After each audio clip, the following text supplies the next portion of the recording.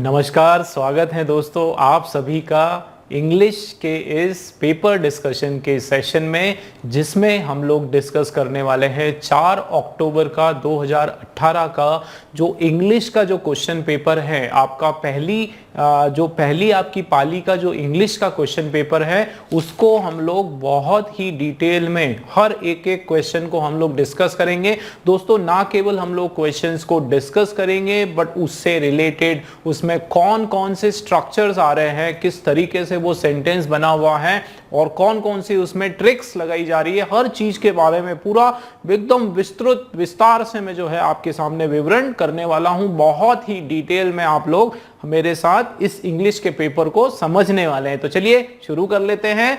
First question आप लोगों के सामने है दोस्तों। फर्स्ट क्वेश्चन आप देखो किसका है, हमारा फर्स्ट क्वेश्चन हमारा मॉडल ऑक्सिलरी का क्वेश्चन है। मैं आपको बताता हूं क्या होता है, पहले हम लोग इसको पढ़ लेते हैं। देखो क्या है क्वेश्चन, क्या है हमारा क्वेश्चन है choose the correct form of model auxiliary verb for the given sentence. भाई आपको क्या करना है, आपके सामने ये सेंटेंस दिया हुआ है, ठीक है। इस सेंटेंस में आपको एक ब्लैंक दिया हुआ है, उसको फिलअप करना है।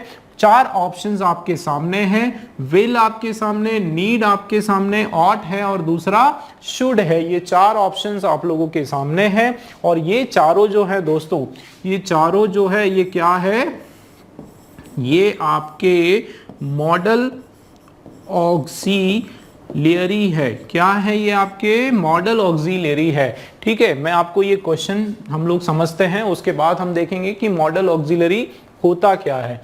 देखो क्या है इस क्वेश्चन में, I dash lend you some money if my salary has been credited into my bank account, ठीक है। I dash lend you some money, ठीक है। पहले हम लोग इसका मीनिंग देख लेते हैं।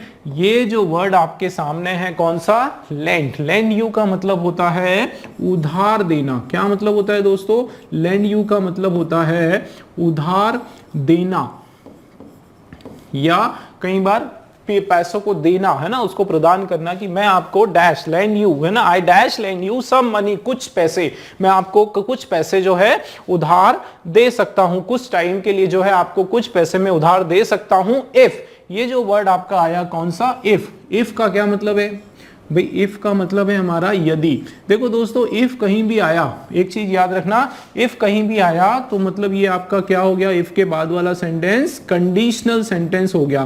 कैसा सेंटेंस हो गया, कंडीशनल, है ना। यहां अपन लिख देते हैं कौन सा सेंटेंस हो गया, कंडीशनल सेंटेंस हो गया, ठीक है। तो if my salary has been credited into my bank account, कि यदि क्या होगा कि मेरी जो सैलरी है वो क्या होगी, क्रेडिटेड हो गई, क्रेडिट हो जाएगी किसमें, बैंक अकाउंट में। दोस्तों जब कंडीशन की बात होती है तो हम लोग, मैं आपको सीधा आंसर बता देता हूं, जब भी हम लोग इफ जो है, याद रखो इफ जो है, और उसके बाद जब भी हम लोग कोई कंडीशनल, इफ जनरली देखो क्या होता है कि अगर इफ आया, भाई आप ये चीज बिल्कुल दिमाग में बिठा लो, इफ अगर आया तो उसके बाद सेंटेंस कंडीशनल होता है, ठीक है। तो इफ आया, इफ कंडीशनल सेंटेंस आपका, उसके बाद कंडीशनल सेंटेंस आया, उस कंडीशन में आपका जो स्टार्टिंग जो सेंटेंस है, ठीक है, स्टार्टिंग सेंटेंस जो है उसमें हम लोग क्या लगाएंगे, उसमें हम लोग शुड लगाने वाले हैं। कौन सा क्या लगाने वाले हैं दोस्तों, उसमें हम लोग शुड, हम लोग उसके अंदर लगाने वाले हैं, ठीक है। ये वापस से हम लोग इसको लिख देते हैं, ये हमारा हो जाएगा शुड, ठीक है, क्लियर है। तो शुड लगा देंगे तो आंसर तो वैसे ही आ गया शुड, लेकिन हम लोग थोड़ा इसको डिटेल में समझने वाले हैं, ठीक है। केवल आंसर्स नहीं करना है आज हमको, बहुत डिटेल में हम लोगों को डिस्कशन भी करना है, ठीक है। तो आप देखो पहले हमारा मॉडल जो है वो होता है विल, ठीक है। अब विल, यहाँ पे विल का मतलब क्या होता है, विल देखो दोस्तों, विल हम कब लगाते हैं, जब हम 100% पूरा 100% जो है किसी चीज के लिए हम लोग क्या है, श्योरिटी है, 100% अपन उस चीज को श्योर है, मान के चलेंगे कि ऐसा होना ही होना है, तो हम लोग विल लगाते हैं। तो देखो आप यहाँ क्या हो रहा है, I will lend you some money, मैं तुमको पैसे दे दूंगा, लेकिन कब, यदि my salary has been credited into my bank account, लेकिन कब दूंगा, जब मेरी जो सैलरी है वो अकाउंट में आएगी। इसका मतलब वो श्योर नहीं है, इसका मतलब अभी वो उसको जो है प्रॉमिस नहीं कर सकता, ये नहीं बोल सकता है कि यार मैं अभी तुझे पैसे दे दूंगा। अगर ये होता कि नहीं नहीं तू टेंशन मतलब मैं पैसे दूंगा ही दूंगा, चाहे कुछ भी हो जाए, कैसी भी कंडीशन हो जाए, तो यहाँ पे विल बराबर होता। बट कंडीशनल सेंटेंस में दोस्तों विल हम लोग नहीं लगाते हैं भाई। एक ये जो आपकी सिचुएशन है, ठीक है, कि पैसे देने की जो सिचुएशन है, ये किस पर निर्भर कर रही है, जब उसको सैलरी मिल जाएगी या जब उसकी सैलरी जो है उसके खाते में आ जाएगी। तो यहाँ पे कंडीशनल में नहीं, विल तो क्या होता है 100%, जब आप श्योर हो तो विल लगाएंगे, तो ये आपका क्रॉस। ठीक, फिर नीड का मैं बताता हूं, देखो ट्रिक के साथ बता रहा हूं दोस्तों, ठीक है, एक्सप्लेनेशन तो ठीक है लेकिन ट्रिक भी बता रहा हूं। देखो क्या है नीड जो है दोस्तों, याद रखना, नीड का मतलब होता है जरूरत। नीड का मतलब क्या होता है, जरूरत। अब इसको देखो जरा, आई नीड लैंड यू, अगर नीड आता तो यहां नीड के साथ टू भी लगाना पड़ता भाई। यहां हमको नीड के साथ जो है ना दोस्तों क्या लगाना पड़ता, टू भी लगाना पड़ता। तो हम लोग सोच सकते हैं कि चलो, हम लोग सोच पाते कि चलो ठीक है, नीड के साथ टू लगा तो एक बार हम लोग विचार करते कि हाँ ये भी आ सकता है, need to lend you some money, लेकिन उसका भी क्या मतलब होता कि मुझे तुम्हें पैसे देने की जरूरत है, यदि मेरे खाते में जो है पैसे आ जाते हैं, सैलरी आ जाती है। तो ये भी आपका गलत हो जाता। तो पहली बात तो ये कि नीड के साथ टू नहीं है, दूसरी बात नीड के साथ टू होता फिर भी गलत होता।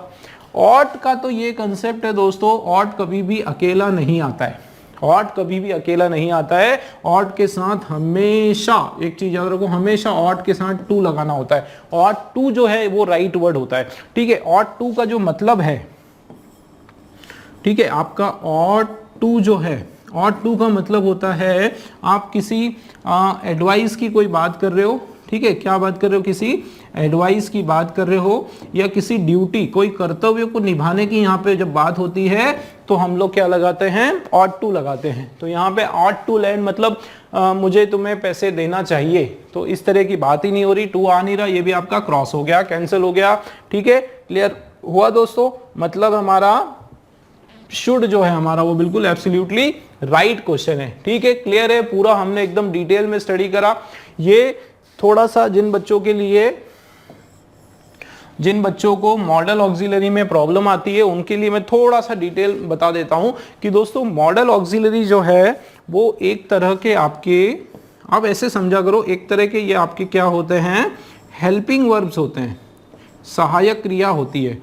क्या होती है, हेल्पिंग वर्ब्स होती है। ठीक है, हेल्पिंग वर्ब्स होती है, लेकिन ऐसी हेल्पिंग वर्ब्स होती है जो अलग अलग परिस्थिति को दर्शाने का कार्य करती है। अलग अलग परिस्थिति, जैसे अगर ये मान के चलो, मैं यहां से इसको हटा देता हूं, जैसे आप ये मान के चलो कि है ना, ये एक्सप्लेनेशन तो हो गया, आपको मैंने क्लियरली पूरा समझा दिया, आंसर भी हमारा आ गया।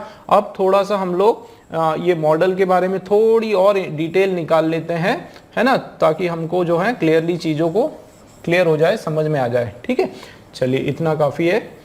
चलिए तो डिटेल में मैं आप लोगों को बता देता हूं कि जैसे पहले तो आपके कुछ मॉडल्स कौन कौन से होते हैं वो देख लेते हैं।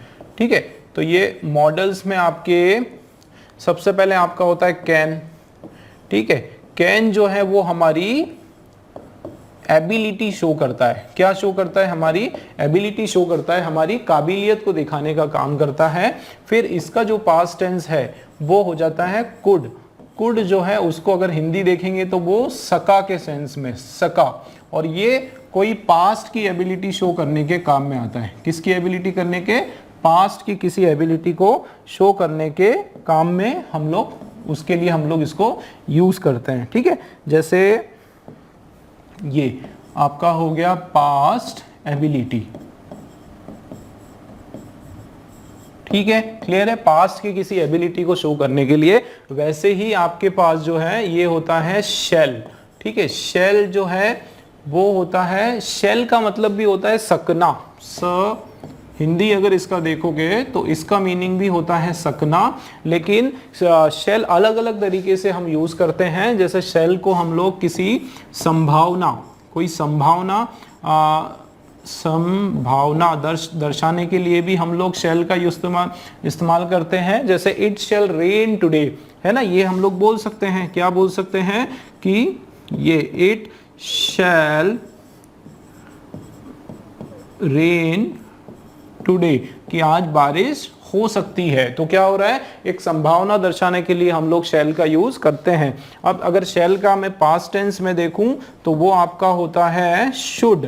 तो शुड भी जो है दोस्तों आपका दो तरीके से यूज होता है। एक तो आपका शुड का होता है कि शुड का मतलब होता है चाहिए, है ना, आपको कोई किसी को आप क्या दे रहे हो, एडवाइस दे रहे हो, कोई राय दे रहे हो, उस कंडीशन में आपका शुड यूज हो गया, ठीक है ना।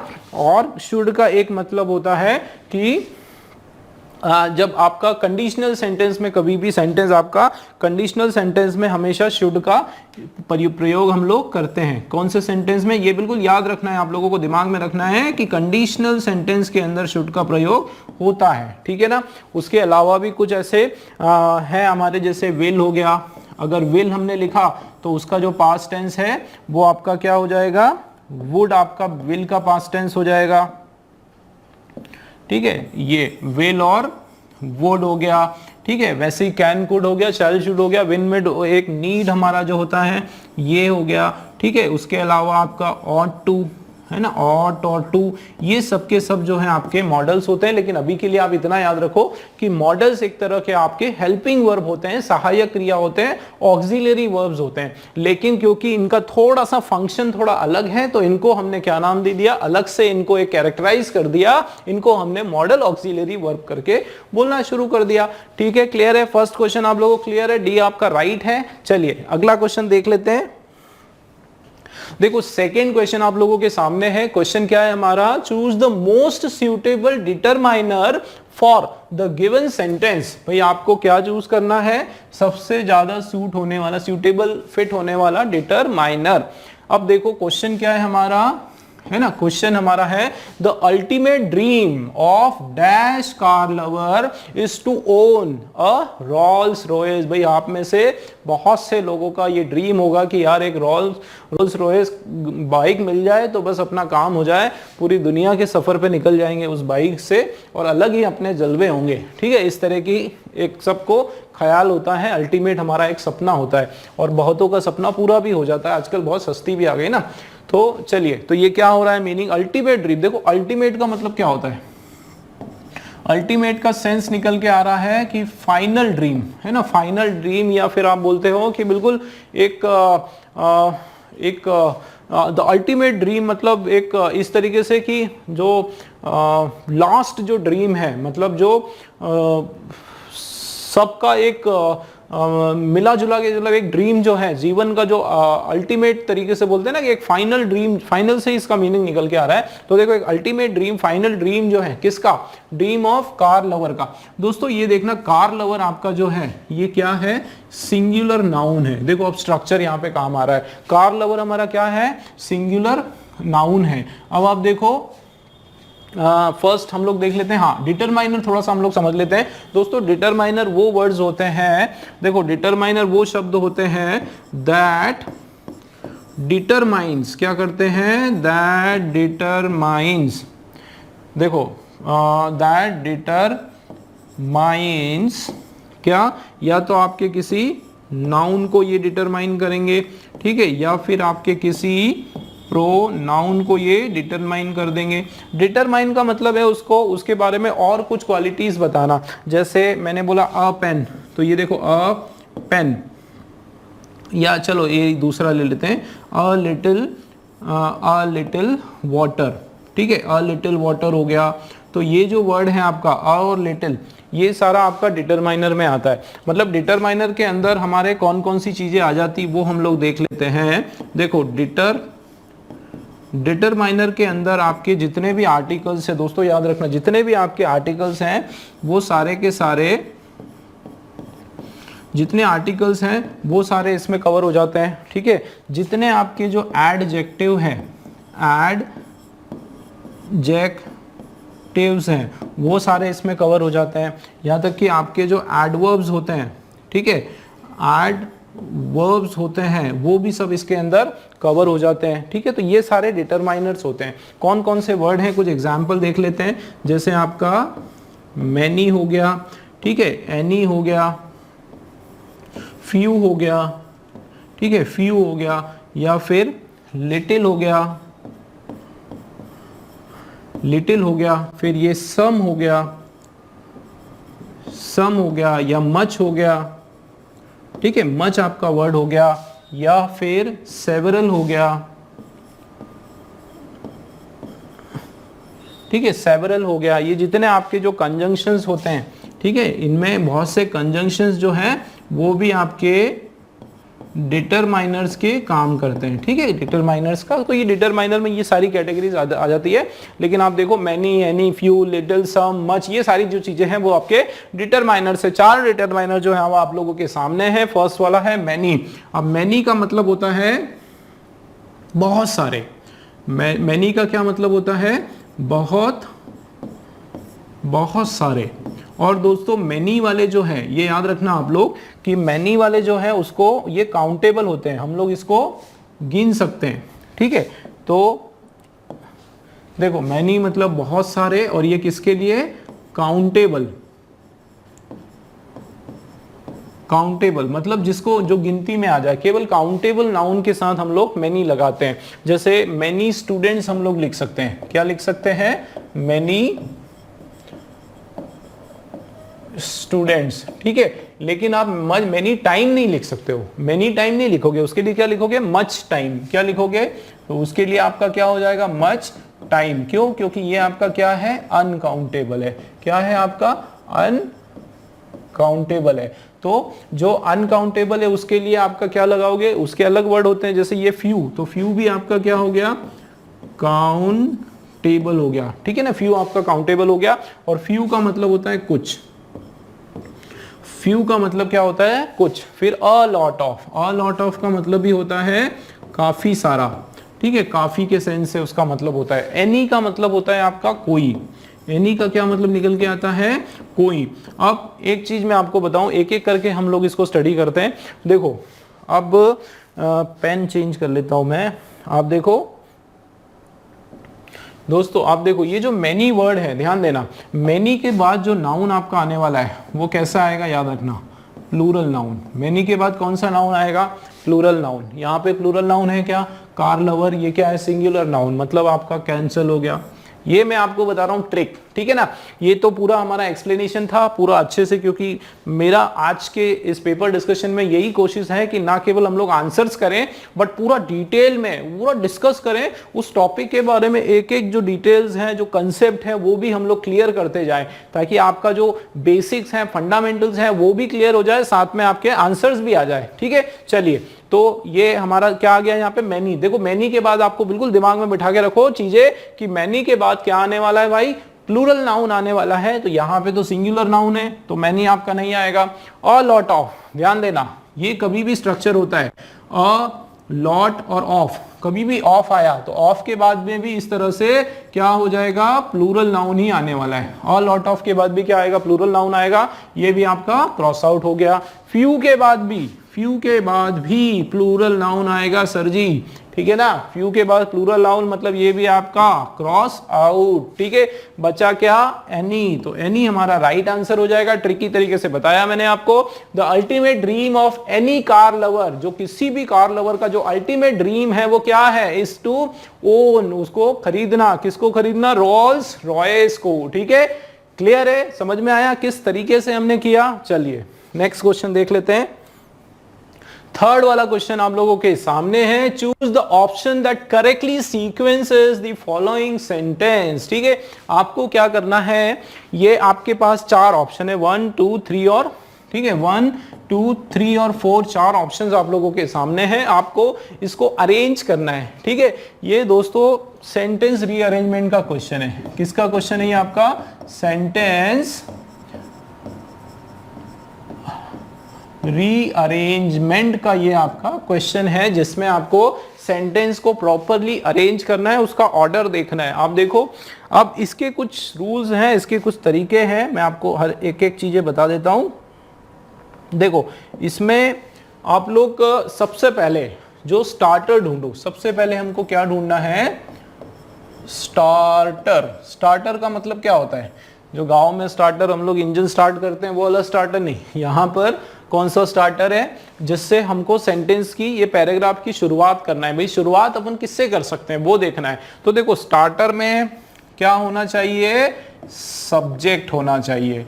सब्जेक्ट मतलब कर्ता, सब्जेक्ट मतलब जो कर्म कर रहा है ना, कर्ता, जो कार्य किया जा रहा है, जिसके द्वारा कार्य किया जा रहा है, जिसके द्वारा कार्य की पूर्ति हो रही है, कार्य संपन्न हो रहा है, ठीक है, उसको बोला जाता है कर्ता। अब कर्ता कौन हो सकता है भाई, कर्ता में अपन क्या क्या लिख सकते हैं, या तो हम लोग नाउन इस्तेमाल कर सकते हैं या फिर हम लोग उसमें प्रोनाउन इस्तेमाल कर सकते हैं, ठीक है, नाउन यूज कर सकते हैं, प्रोनाउन कर सकते हैं। थोड़ा सा आप डिटेल में जाओगे तो हम लोग उसमें जेरेंट, अब बोलोगे सर ये नई नई चीज क्या बता रहे हो आप, तो जेरेंट का थोड़ा सा समझ लो भाई, बहुत क्वेश्चन आते हैं। वर्ब के साथ कभी भी आपने आईएनजी लगाया, ध्यान देना, वर्ब के साथ कभी भी आईएनजी लगाया और उसको सब्जेक्ट की तरह या ऑब्जेक्ट की तरह इस्तेमाल करा तो वो जेरेंट कहलाएगा, ठीक है। आईएनजी वाले जो शब्द जो शुरू में होते हैं आखिरी में होते हैं उसको जेरेंट कहते हैं, बिल्कुल सरल भाषा में, इतना समझ लो दोस्तों। चलिए तो अब आ जाते हैं हम लोग स्टार्टर पे, ठीक है। तो मैंने क्या कहा कि स्टार्टर ढूंढो, ये ढूंढना है कि भाई वो स्टार्टर स्टार्ट कैसे करूं सेंटेंस को, मतलब नाउन या प्रोनाउन से शुरू करो। चलो फर्स्ट देख लेते हैं क्या है, Vaishnavi was a blind girl.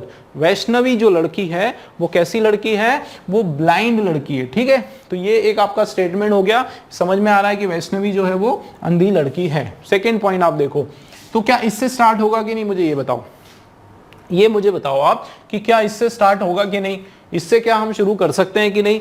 तो सर जी बिल्कुल कर सकते हैं। क्यों कर सकते हैं, क्योंकि एक तो नाम है, नाउन है, क्या है ये आपका, ये नाउन है, ठीक है, एक चीज तो पता चली नाउन है, और ये एक स्टेटमेंट भी है, भाई वो कैसी लड़की है, वो एक ब्लाइंड लड़की है। तो आप ये मान के चलो सपोज इससे स्टार्ट हम लोग कर सकते हैं, अभी पक्का नहीं है, बस हाँ कर सकते हैं। चलो अब अगला देखो, it was this attitude that helped her persevere to join her favourite institute.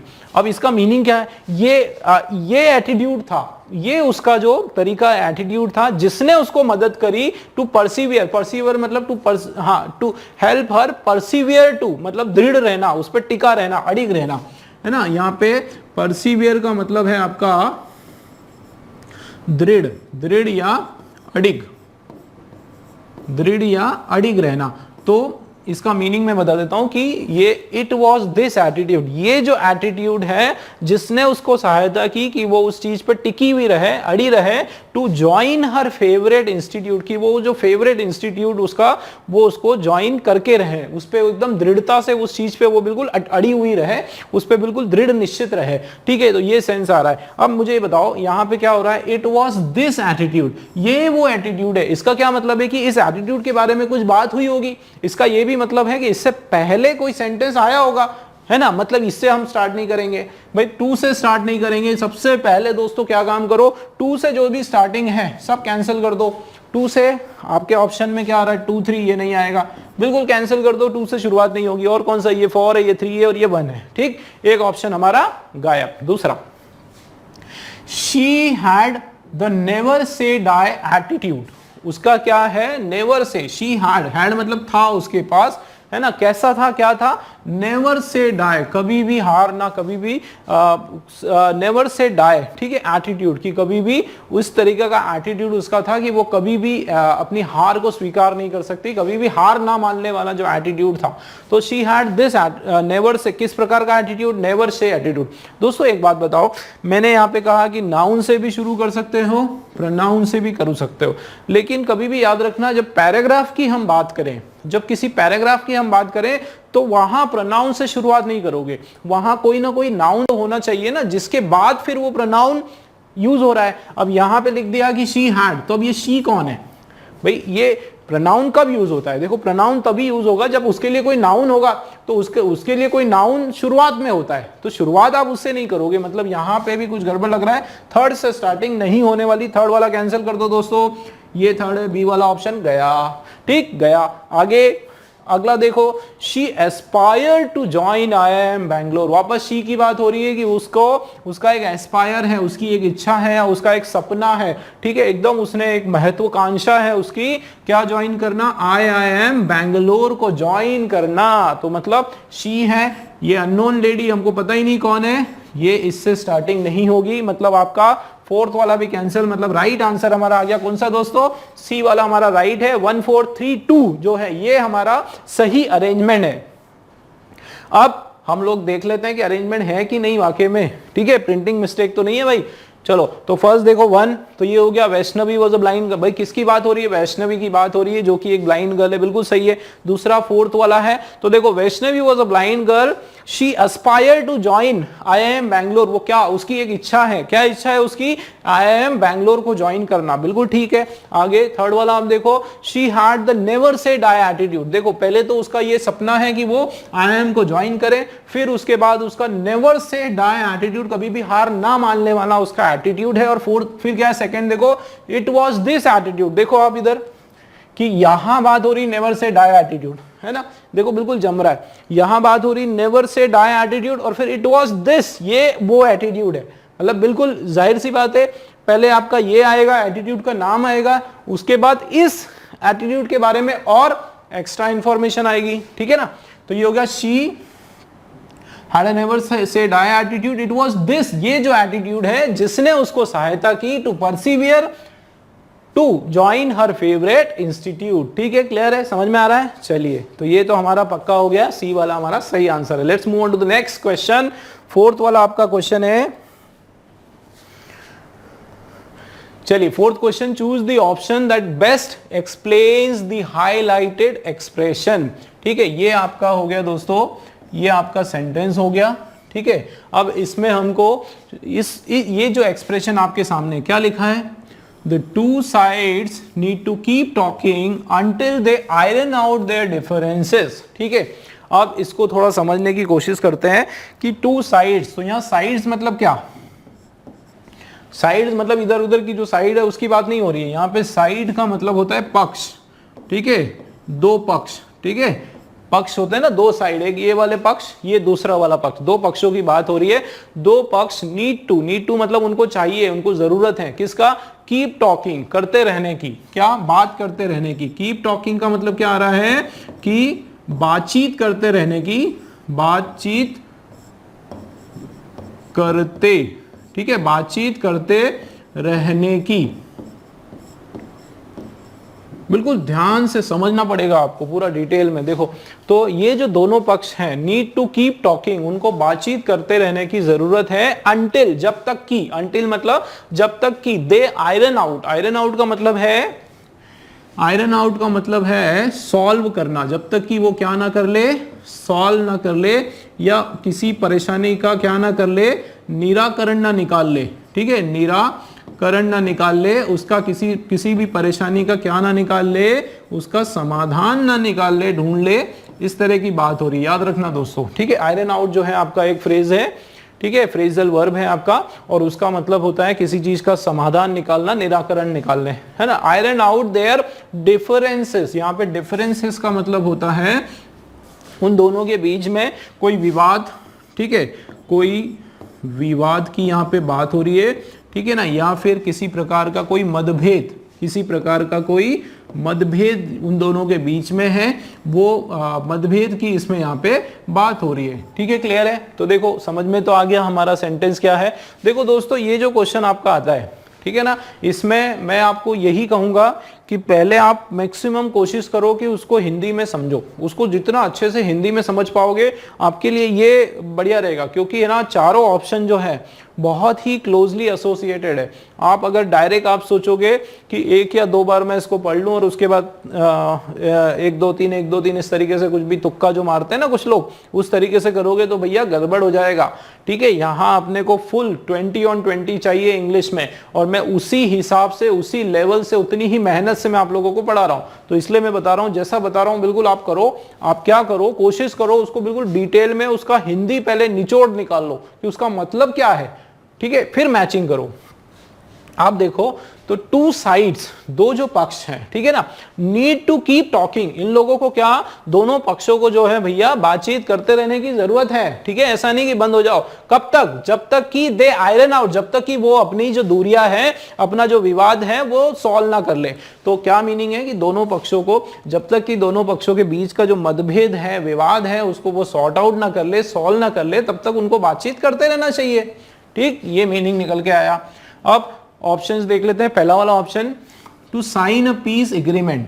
अब यहां पे पीस एग्रीमेंट, क्या किसी एग्रीमेंट को साइन करने की, क्या किसी कागज को, पेपर को, कागजात को साइन करने की बात हो रही है यहाँ पे नहीं हो रही है ना, उनको केवल बातचीत करते रहने की बात हो रही है, कोई साइन करने की बात, कोई एग्रीमेंट करने की बात तो हो नहीं रही। मतलब आपका फर्स्ट ऑप्शन रॉन्ग है ना। देखो कितना, अगर हमने इसको समझ लिया तो फटाफट हम लोग इसको कैंसिल आउट कर सकते। और हमेशा पहले आंसर मत ढूंढा करो, पहले रॉन्ग चीजें ढूंढा करो, ठीक है। हमेशा पहले ये देखा करो कि क्या फिट नहीं हो रहा है, ठीक है, क्या फिट हो रहा है वो मत देखा करो, क्या फिट नहीं हो रहा है तो अपने आप आ जाएगा, ठीक है।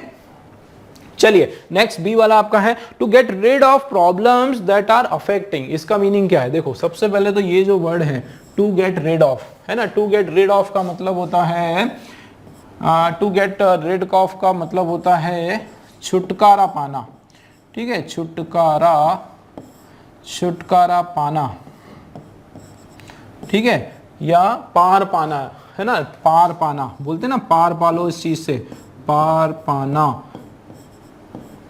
ठीक है, या निपटाना। सबसे बड़ी बात ये निपटाना, किसी चीज को क्या करना, निपटाना, ठीक है। तो किसको निपटाना, देखो to get rid of problem, परेशानियों से पार पाना, परेशानियों से छुटकारा पाना, ठीक है, दैट आर अफेक्टिंग, जिसके कारण चीजें असर कर रही है, जिसके कारण सब प्रॉब्लम्स आ रही है ना, और भी दूसरी चीजें अफेक्ट कर रही है। तो वो जो परेशानियां हैं, प्रॉब्लम्स है, उसका सोल्यूशन ढूंढना, उसको पार करना, ठीक है। अगला क्या है हमारा, टू, ये तो होगा नहीं पर ये हो सकता है, ठीक है ना, ये हो सकता है। क्यों, क्योंकि देखो यहाँ पे भी क्या हो रहा है, to get rid of problem that are affecting, कुछ परेशानियों से पार पाना। यहाँ पे क्या हो रहा है, दो साइड जो उनको बातचीत करते रहना चाहिए जब तक कि वो अपने बीच का मतभेद जो है वो दूर ना करे। मतलब एक तरह से वो किसी एक परेशानी है, कोई एक दिक्कत है, उसको सॉल्व करने की बात हो रही है। देखो मीनिंग, इसका मीनिंग में दिया हुआ है, ठीक है ना। तो इधर तो ये बातचीत करते रहना चाहिए, भाई क्यों बातचीत करते रहना चाहिए, ताकि कोई दिक्कतें हैं वो सॉल्व हो जाए। तो यहाँ भी वही बात हो रही है, ये हो सकता है, ठीक है। ये देख लेते हैं, टू अवॉइड कन्फ्रंटेशन, ठीक है। अवॉइड का मतलब होता है उसको टालना। यहां पे अवॉइड का क्या मतलब होता है, टालना। किसको टालना, कन्फ्रंटेशन को। कन्फ्रंटेशन का मतलब होता है आपका कोई मतभेद, ठीक है, किसी प्रकार का कोई मतभेद होना या फिर झगड़ा, कोई झगड़ा उसको टालना, ठीक है, या कोई विवाद,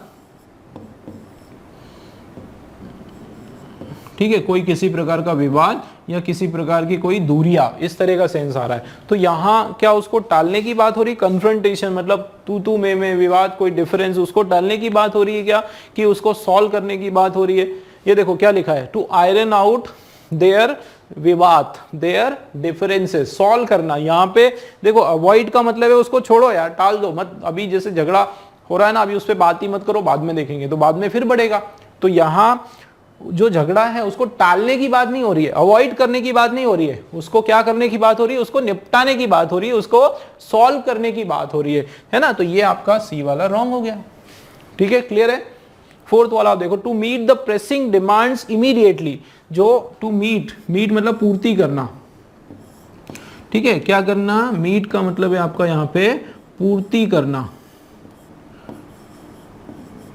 पूर्ति करना। क्या करना, प्रेसिंग डिमांड, जो डिमांड्स है, जो चीजों की जरूरत है तुरंत उसकी पूर्ति करवाना। तो यहाँ पे डिमांड, ये तो बात ही नहीं हो रहा, इररिलेवेंट है, ये तो हमारे सेंटेंस में जम ही नहीं रहा है, ठीक है दोस्तों, क्लियर है। तो कौन सा हमारा राइट है, बी वाला हमारा राइट हो गया, to get rid of problems that are affecting, ठीक है। चलिए नेक्स्ट क्वेश्चन देख लेते हैं। फिफ्थ क्वेश्चन है हमारा, choose the option that best transforms the given sentence into one.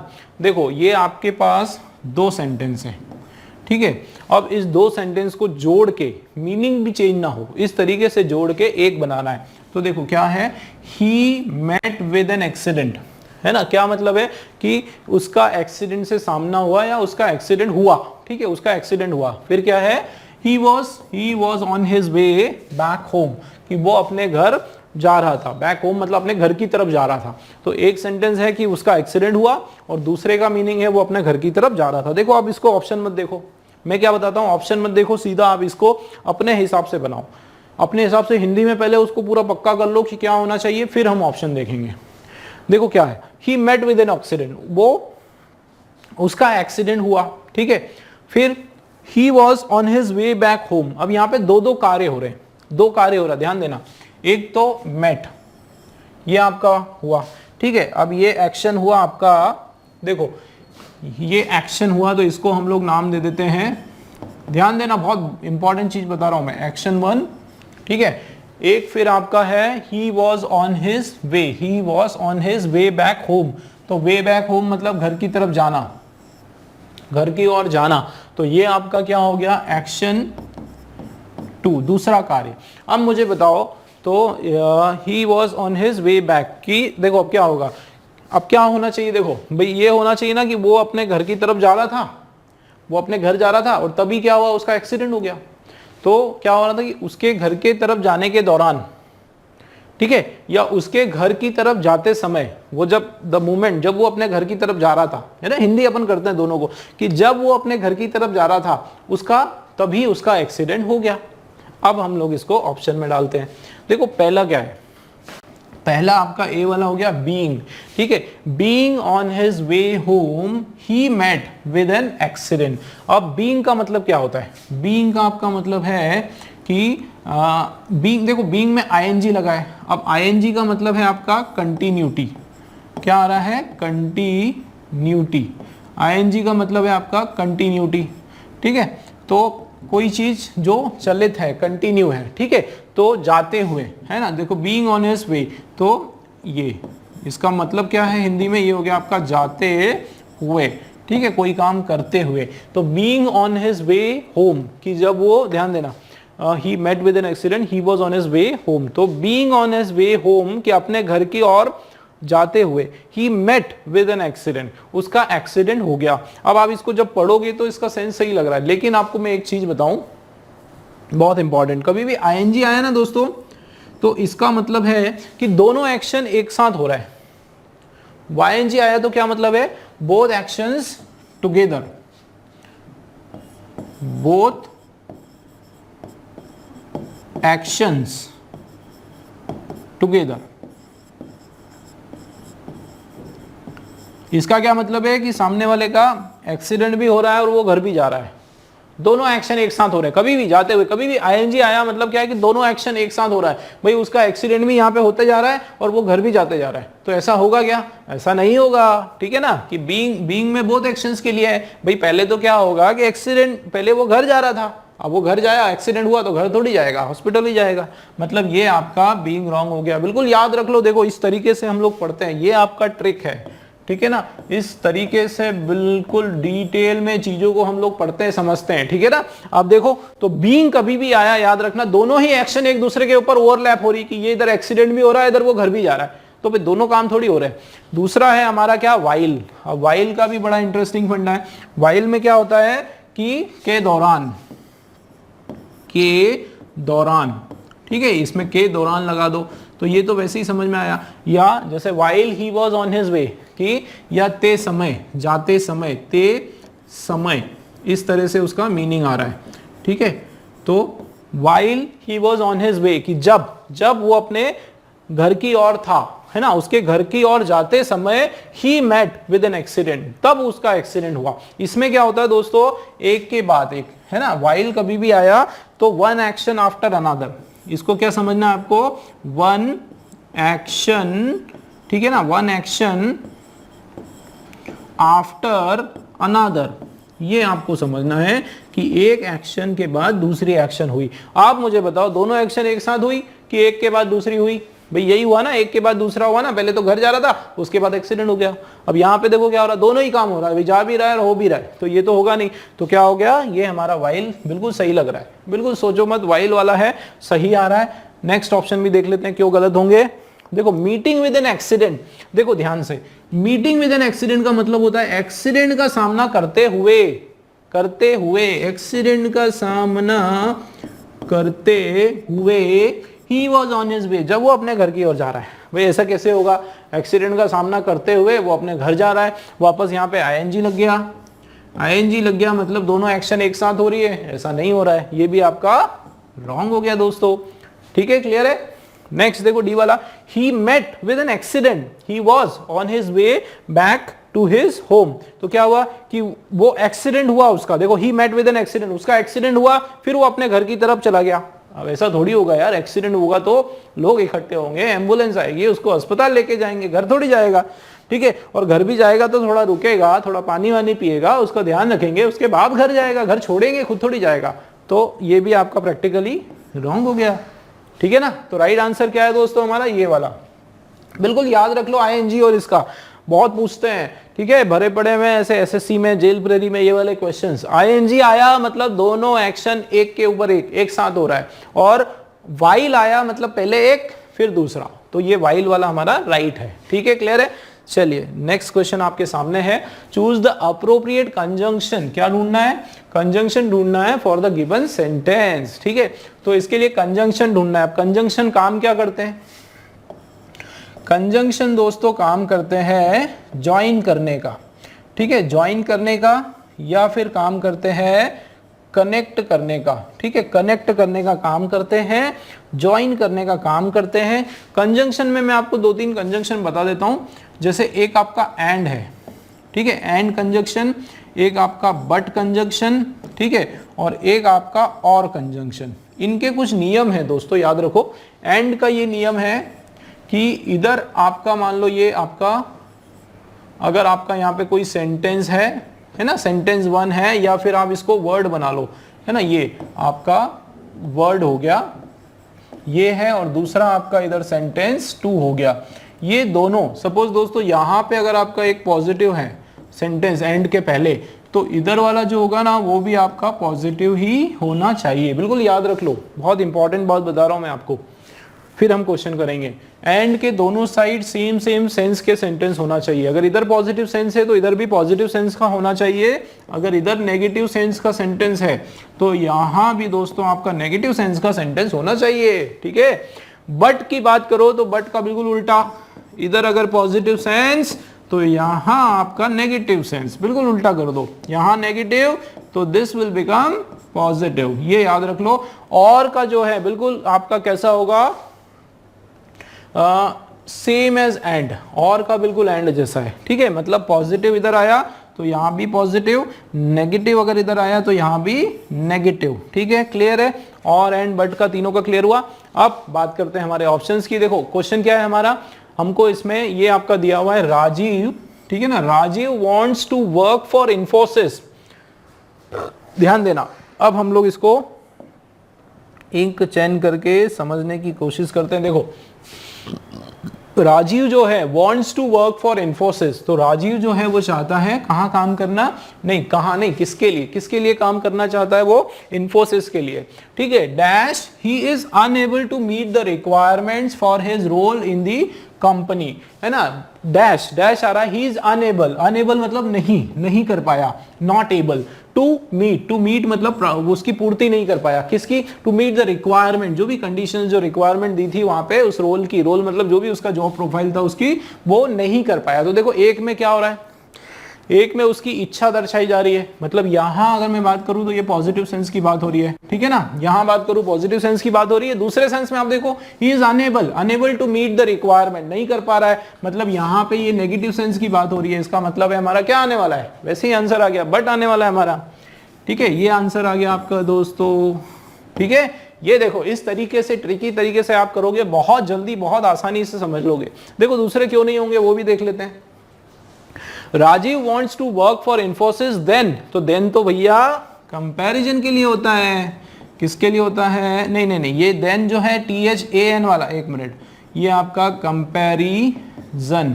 ठीक है, कंपैरिजन का जो then होता है ना दोस्तों वो ये वाला होता है THAN, स्पेलिंग का फर्क है। ठीक है ना, ये जो then जिसकी मैं बात कर रहा हूं, ये 10 आपका यूज करते हैं हम लोग टाइम की। ठीक है, टाइम, जैसे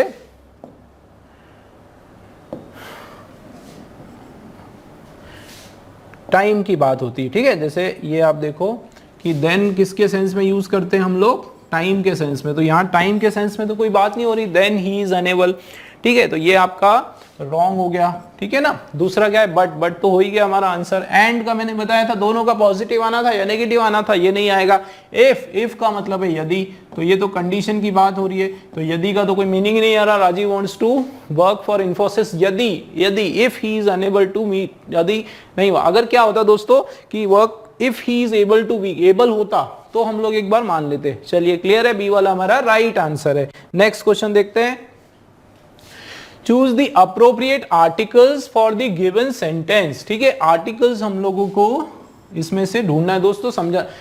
ऑप्शन से पहले मैं आप लोगों को थोड़ा सा एक आइडिया दे देता हूं आर्टिकल क्या होते हैं, ठीक है। बहुत सारे बच्चे कई बार आर्टिकल पढ़ने के बाद भी बहुत कंफ्यूज रहते हैं, और कई बार देखो 2-2 क्वेश्चन बनते हैं, आपका 20 मार्क का पेपर है और उसमें से 2 मार्क्स आपके आर्टिकल के पक्के हैं, है ना। 2 मार्क्स तो पक्के आने ही है आपके, एक तो हमेशा ही आता है और एक 2 बिल्कुल चांसेस है कि 2 मार्क्स का आपका आर्टिकल का ही क्वेश्चन आएगा। इसलिए पूरा ध्यान से करना है। 20 क्वेश्चन है, 20 मार्क्स है, 2 मार्क्स आप मान के चलो आर्टिकल, इतना जरूरी है आपके लिए आर्टिकल। इसलिए मैं थोड़ा सा आपको डिटेल में बताता हूं। आप देखो आर्टिकल जो है दोस्तों, 2 टाइप्स के आर्टिकल होते हैं, ठीक है। आप बिल्कुल ऐसे समझो, 2 तरह के आर्टिकल्स होते हैं। एक आपका होता है इनडेफिनेट, इनडेफिनेट मतलब जिसमें अनिश्चितता, ठीक है। क्या होता है, अनिश्चय होता है, अनिश्चित, है ना, अनिश्चित आपका आर्टिकल हो गया। और दूसरा जो होता है आपका डेफिनेट,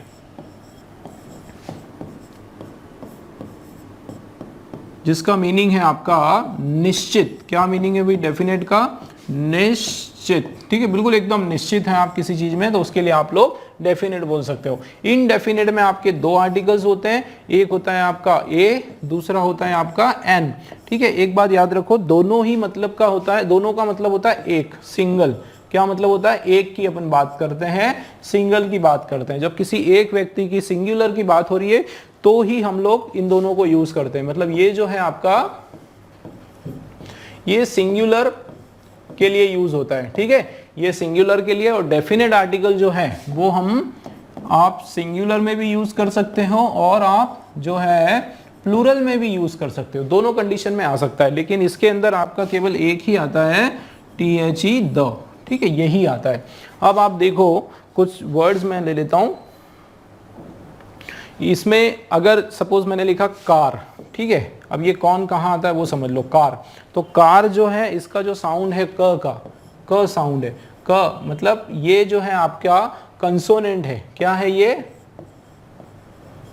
कंसोनेंट। क्या है दोस्तों, कंसोनेंट, मात्रा नहीं है, क्या है, स्वर है। तो कोई भी स्वर आया आपका, कोई भी स्वर की अगर हम बात कर रहे हैं तो उसको हम लोग क्या बोलते हैं, कंसोनेंट बोलते हैं, ठीक है। इसको मैं फिर से लिख देता हूं,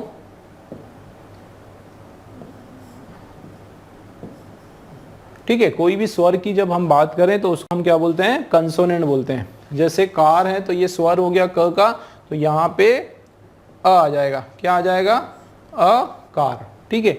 ये जो हम यूज करते हैं, जैसे एक हो गया आपका एन आउल, क्या हो गया, एन आउल हो गया। तो आउल जो है ये आपका क्या है दोस्तों, वोवेल। क्या है ये आपका, वोवेल, ठीक है। वोवेल का मतलब क्या होता है, मात्रा। भाई वोवेल का क्या मतलब होता है, मात्रा। कितनी मात्रा होती है, तो 5 आपकी जो मात्राएं हैं।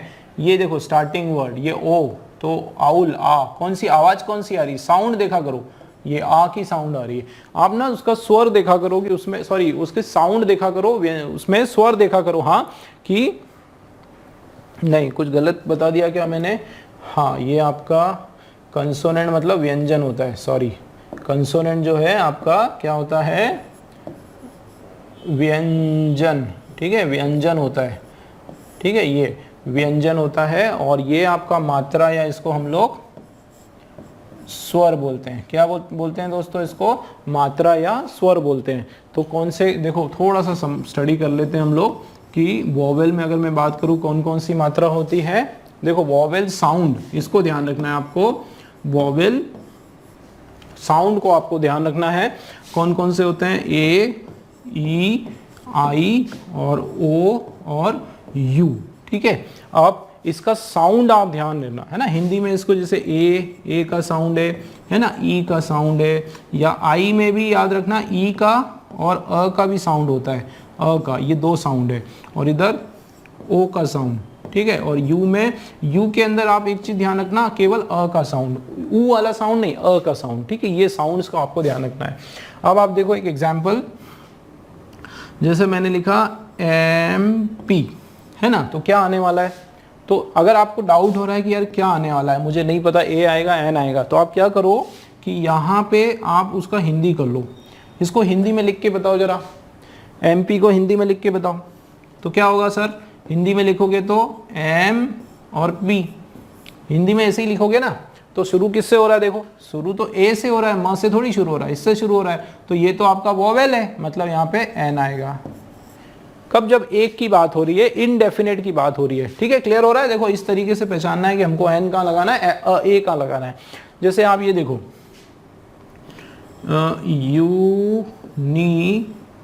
यूनिवर्सिटी है ना, ये हमने लिखा यूनिवर्सिटी। अब मुझे बताओ इसका हिंदी कर, कम से कम इसका शुरू का जो वर्ड है उसकी हिंदी कर लो। जैसे ये क्या लिखा है ना, तो ये यूनी लिखा है, यूनी, तो यह यज्ञ का, उसमें बड़े ओ की मात्रा और उसमें फिर नी, ऐसा आया। ठीक है, तो यूनी जब लिखा है तो यह तो हमारा वॉवेल नहीं है, यह वॉवेल है क्या, यह यज्ञ का, इसको नहीं देखना है, मैं वही बता रहा हूँ, इसको नहीं देखना है, इसको कभी नहीं देखना है आपको, इसका जो स्वर है उसको देखना है, उसका जो साउंड आ रहा है ना हिंदी में उसको देखना है। तो यहाँ पे आ जाएगा अ यूनिवर्सिटी, क्यों, क्योंकि वॉवेल नहीं है। क्लियर हो रही है मेरी बात भाई, हमको इन वर्ड्स को नहीं देखना है। यही बहुत सारे बच्चे जो ना यही गलती कर देते हैं, वो क्या करते हैं, जहां ये दिखा, यू दिखा, ओ दिखा, कुछ दिखा, तो वो तुरंत उसके बाद जो है एन लगा देते हैं। तो वैसा नहीं करना है। ठीक है, इनका साउंड देखना है, कोई सा भी दुनिया का कोई सा भी वर्ड हो, लेकिन साउंड अगर हो रहा है वॉवेल का तो हम लोग एन लगाएंगे, बस इतना ध्यान रखो। तो ये ए, यू का साउंड है तो यहाँ पे ए आएगा। ठीक है, क्लियर है। चलो एक और वर्ड ले लेते हैं, जैसे ऑनेस्ट, HONEST, ऑनेस्ट आपका शब्द लिखा हुआ है, बताइए जरा क्या आएगा, है ना, ए आएगा कि एन आएगा, ए आ गया और दूसरा एन आ गया, क्या आना चाहिए, है ना, क्या आना चाहिए, देखो ऑनेस्ट एच है तो एच मत देखो यार, इसको बोलते कैसे हैं वो देखो, ओ वाला चंद्र बिंदु वाला ओ आ रहा है, तो ओ आ रहा है तो मतलब एन ऑनेस्ट आ गया, है ना। इस तरीके से अपने को पकड़ करना है। चलिए क्लियर है, समझ में आया, एक्सप्लेनेशन कैसा लगा आप लोगों को। चलिए अब बात करते हैं हमारे ऑप्शंस की। ठीक है, क्वेश्चन पे आ जाते हैं। क्वेश्चन आपके सामने देखो, ये क्वेश्चन है, my uncle lives in dash home for elderly.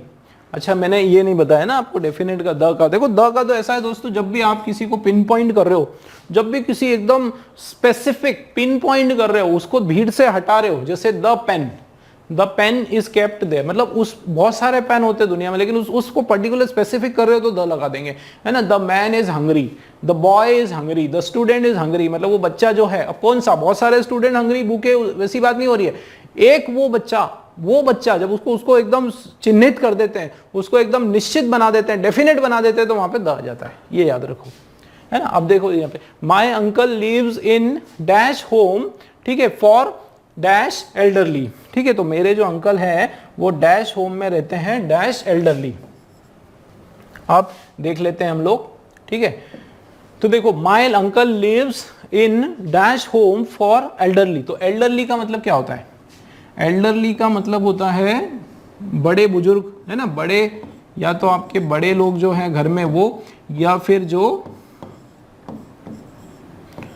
बुजुर्ग। ठीक है, तो ये या फिर जो बुजुर्ग लोग हैं उनकी बात हो रही है। ठीक है, बड़े या बुजुर्ग, तो बड़े बुजुर्ग तो बहुत सारे, लेकिन उस स्पेसिफिक बड़े बुजुर्ग की बात हो रही है, मतलब उनके ही बड़े बुजुर्ग, मतलब मेरे अंकल जो हैं वो घर में ठहरे हैं बड़ों के लिए, उन बड़ों की देखभाल करने के लिए। तो वो जो बड़े हैं, जो एल्डरली लोग हैं, वो पर्टिकुलर है, डेफिनेट लोग हैं। अब दुनिया के सारे बड़े बुजुर्ग हैं उनकी बात हो रही है क्या, नहीं हो रही है भाई, उन्हीं के, उसी अंकल के जो बड़े बुजुर्ग हैं, अंकल के जो परिवार के जो बड़े लोग हैं, एल्डर लोग हैं, उनकी बात हो रही है। इसका मतलब लास्ट में तो द आना ही आना है। क्या आना है, देखो किस तरीके से ट्रिक बताता हूं आपको। यहां इस ब्लैंक को आप बिल्कुल धारण कर लो, इस ब्लैंक को का पकड़ लो तो आपको फर्स्ट ब्लैंक भी आ जाएगा, है ना। तो द आना ही आना है लास्ट में, द आना है तो कहें द लास्ट में, ये रहा, ये आंसर है हमारा, हो गया खत्म। ठीक है, मैं सही बिल्कुल बता रहा हूँ, इसी तरीके से करना है। आप देखो, my uncle lives in dash home for the elderly, तो ये तो मेरे को कंफर्म हो गया कि भैया उस पर्टिकुलर एल्डरली की बात कर रहा हूँ, इसलिए द आएगा, तो यहाँ पे अ आएगा, देखो जम भी रहा है। My uncle lives in a home, उस घर की यहाँ पे जोर नहीं दिया जा रहा है, उस घर को एकदम निश्चित चिन्हित नहीं किया जा रहा है ना, लेकिन एल्डरली को किया जा रहा है, तो यहाँ पे ए और द, ये हमारा बी वाला करेक्ट हो गया। ठीक है दोस्तों, क्लियर है। चलिए आगे बढ़ते हैं नेक्स्ट क्वेश्चन की ओर।